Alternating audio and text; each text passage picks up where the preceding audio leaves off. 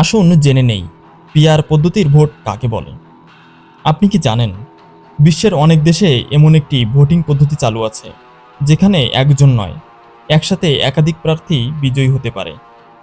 এই পদ্ধতির নাম পিআর ভোট পদ্ধতি। তাহলে প্রশ্ন হলো, পিআর পদ্ধতির ভোট আসলে কি?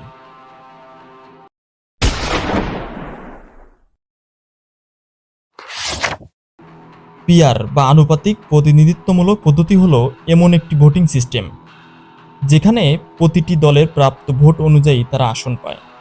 অর্থাৎ কোনো দল যদি 30% ভোট পায়, তাহলে তারা মোট আসনের 30% আসন পাবে। এতে করে ছোট দলগুলোর প্রতিনিধিত্ব নিশ্চিত হয়, বড় দলের একচেটিয়া আধিপত্য অনেকটাই কমে আসে। পিআর পদ্ধতির মূল উদ্দেশ্য হল জনগণের প্রকৃত মতামতের প্রতিফলন ঘটানো। এ পদ্ধতিতে সাধারণত দলভিত্তিক ভোট নেওয়া হয়, তারপর সেই ভোট অনুযায়ী আসন ভাগ করে নেওয়া হয়।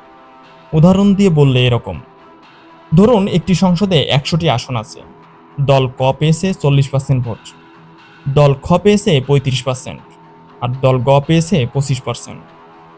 তাহলে দল ক পাবে 40টি আসন, দল খ পাবে 35টি আসন, আর দল ঘ পাবে 25টি আসন। নেপাল, জার্মানি, সুইডেন সহ অনেক দেশেই এই পদ্ধতি চালু রয়েছে। এমনকি বাংলাদেশেও নারী আসনের ক্ষেত্রে পিআর পদ্ধতি ব্যবহার করা হয়। তবে পিআর পদ্ধতির একটি সমস্যা হলো, এতে অনেক ছোট ছোট দল জোট সরকার গঠনের সময় গুরুত্বপূর্ণ ভূমিকা রাখে, ফলে সরকার গঠনে দেরি বা অস্থিতিশীলতা দেখা দেয়। তবুও এটা গণতান্ত্রিক প্রতিনিধিত্বের একটি শক্তিশালী পদ্ধতি।